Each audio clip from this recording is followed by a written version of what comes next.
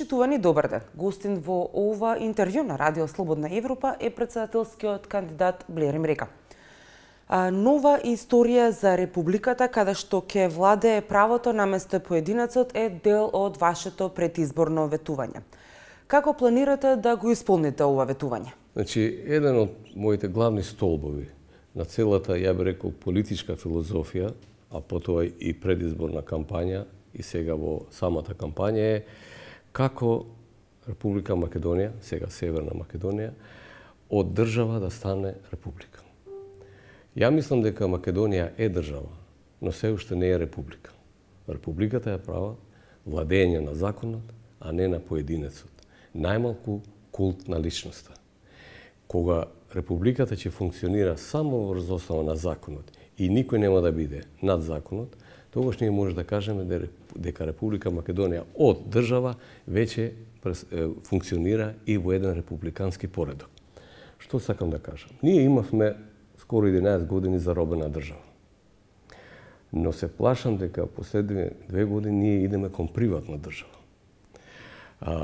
А ако не превентираме значи, поголеми проблеми во нефункционирањето на законот, јас се плашам дека не само дека нема да имаме правна држава, него може да завршиме и во празна држава. Затоа, целата моја филозофија се базира на 5 столба, а тоа е Република Македонија као мултиетничка република, Евроатлантска република, као 30-та земја членка на НАТО, као земја која ќе ги отпочне преговорите за членство во ЕУ, како земја која ќе има нула проблеми со соседите и како земја која нема да заврши како празна држава. Значи, во тие 5 столба ја гледам дека само една функционална демократска република може да ги исполни сите аспирации на сите граѓани. Затоа јас сум многу уверен и убеден дека програмата Република за сите ќе има доверба и ќе се гласа од сите.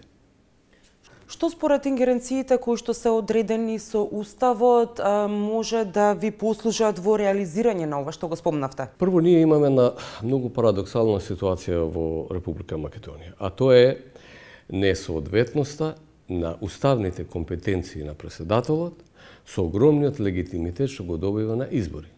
Ја ќе се концентрирам во овие 4, ако може да кажам, главни полиња: дипломатија, одбрана, безбедност и судство.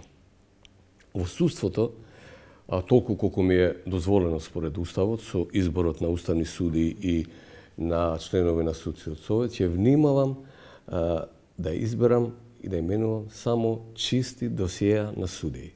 Кога викам чисти досиеа на судии, не политизирани судии, не непотизирани судии, него судии кои стварно со нивниот интегритет, професија, може стварно да придонесат на она што сакам, а тоа е владење на правото. Во водење на дворешната политика ја ќе се придржувам на моето гесло нула проблеми со судите. Исто така, ја ќе работам и на еден мој стар проект, уште од 1998 година, кога го лансира во една меѓународна конференција во Париз, а тоа е БАФТА, Balkan Area of Free Trade Agreement, или еден вид на Балкан Бенелукс, што работам веќе 20 години и сум многу задоволен дека некои елементи од мојот проект од 1998 веќе се имплементира во она што го сега го нарекуваат мини Шенген на Балканот, проток на роба, услуги, капитал и луѓе, поминување на граници со лична карта и така натаму. Ја ќе продолжам со мојата идеја за Балкански Бенелукс и понатаму, сигурно ако станам претседател, затоа што мислам дека Балканот има една историска шанса од така нареченото буре на барутот, еднаш за секогаш да биде оаза на мирот. Ветувате Евроатлантска република. Како мислите да го исполните тоа? Со кои дела конкретно? Прво, Евроатлантска република има 2 стратешки цели и смера. Ние сме веќе на половина пат да станеме 30-та земја членка и ја мислам дека овој процес, ако не до крајот на годината, процесот на ратификација на протоколите од земјите членки, 29 земји членки, ќе се заврши ајде да речеме до почетокот на годината. И ја мислам дека тука завршува приказната, геополитичката приказна. Значи, веќе нема алиби и не може да има алиби за власта да се прикрива дека заради некои стратешки цели ние треба да се пазариме и за амнестијата, и за специјалното обвинителство, и за некои други закони. Не. Завршува приказната со зачленување во НАТО, ние сме НАТО земја членка и сега ние треба да се концентрираме во другиот стратешки дел од мојата кампања, а тоа е започнување на преговорите за членство со ЕУ. Тука ќе имаме повеќе проблеми, затоа што веќе политичкиот критериум, договорот од Преса е веќе затворен, но сега ќе имаме стандардни или да речеме технички критериуми и тоа ние ги знаеме. Тие 4 се судство, јавна администрација, безбедносниот сектор, а сега веќе станува еден нов критериум фер, демократски, слободни и претседателски избори. Рековте дека фер и демократски избори ќе бидат новиот критериум. Па дали вие очекувате да имаме фер и демократски избори? Мене повеќе не сум загрижен толку за кампањата. Јас сум повеќе загрижен за два недостатоци кои треба и сметав и очекував дека ќе бидат отстранети пред почетокот на изборите. А тоа се дека ние се уште не ги имаме имплементирано препораките на ОДИР од последните избори од 2016.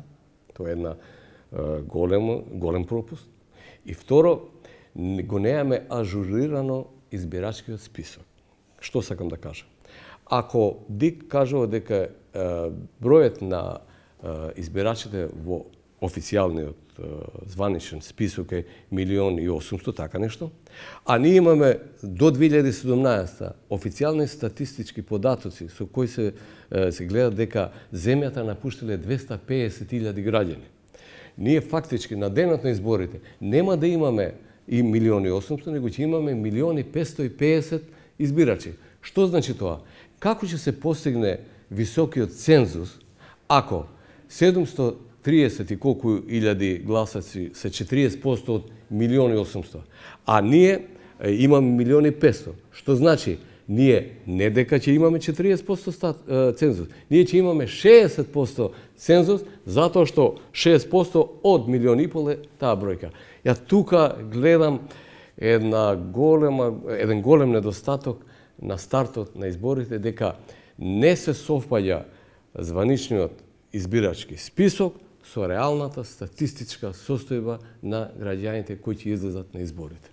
Како ги оценувате меѓуетничките односи во земјава? Со такви политики и такви политичари кои за персонални профити тоа го правеа за да можат да ги мобилизираат за некои повисоки цели, за да можат да бидат покриени во нивните лукративни сделки од тендери, од набавки и така натаму. Во една република како ја мислам, значи многу етничка република, во која сите граѓани со самиот факт на раѓањето во оваа држава и самиот факт дека се државјани на оваа држава, ќе имат ист третман и ќе имат ист статус и ќе имат иста можност до сите државни функции, може уште повеќе да се проработи и да не ни се сервира како некој апотекарски рецепт кои функции се достапни, за кого и за кои не се достапни. Ние сакаме да бидеме членка на ЕУ, но со некаква резервирана етничка монополска позиција кој каде може, а кој каде не може. Тоа треба да се промени менталниот склоп и не да гласаат граѓаните за мене за претседател само затоа што сум албанец. Не. Ако ја не им понудам добра програма, ако они мислат дека не сум доволно способен со моето знаење, со моето искуство да ја водам државата напред, нека не ме гласат. Нека не ме гласат само за албанец. Оти мене не ми е потребна позитивна дискриминација. Добро, позитивна дискриминација на државата и е потребна компетенција за водење на државата. Вашето прво обраќање кон гласачкото тело беше од Скендербег. Каква порака испраќа тоа? Јас сум скопјанец, ви реков. И нормално дека ја мора да почнем кампањата од Скопје. како што и останатите против кандидати, мислам дека почна од нивите родни градови и ја не гледам некоја символика во ова, најмалку етничка символика, затоа што самиот концепт за републиката не е етнички обоен концепт. Како планирате да ја придобиете македонската етничка заедница како гласачко тело? Со самиот концепт Република за сите, ја таргетирам исто и на, ајде да речем, условно са македонските граѓани. Оти нема македонски и албански граѓани, сите сме граѓани на Република Македонија. Но, пошто гледам дека во последните години и граѓаните од македонската заедница, од македонската етничка припадност, и ја имаат истата цел, истата аспирација, еднаш за секогаш да престане корупцијата, непотизмот, селективната права, да дојде правдата и правдината, да владее законот, ја мислам дека на ова парола и на оваа карта они ќе се придружат кон мојот концепт. Дел од ставовите на критичарите се дека вашата председателска кандидатура за БЕСА и Алијансата за албанците представува тест за проверка на нивната поддршка кај гласачкото тело. Како вие го коментирате тоа? Видов ја такви коментари, да ви кажам право, не сум размислувал за тоа, не сум роб на бројките и на статистиките. И затоа не сум правил такви анализи. Може би има и вистина во тоа, што од бројот на гласовите што ќе ги добијам, може би ќе произлезе некој заклучок за ставот на граѓаните кон досегашните политики. Но сепак не би хипотетизирал со бројки, затоа што мислам дека е уште рано без базични податоци да доаѓам до некои заклучоци за тоа кој е постотокот на поддршката на албанските гласачи за политиките. Мислам дека е прерано. Ви благодарам за разговорот. Благодарам и на вас. Вам, почитувани, ви благодарам што го следавте интервјуто на Радио Слободна Европа. До гледање.